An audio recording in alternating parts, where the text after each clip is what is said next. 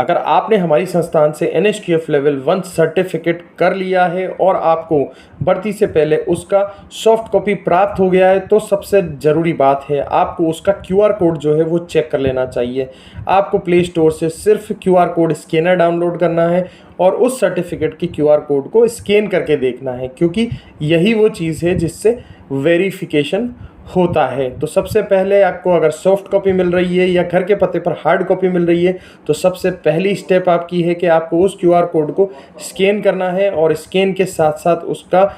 Verification check करना है कि वो गवर्नमेंट की वेबसाइट पर लेकर जा रहा है या नहीं लेकर जा रहा है, वेरीफाइड उसमें लिखा हुआ आ रहा है या नहीं आ रहा है।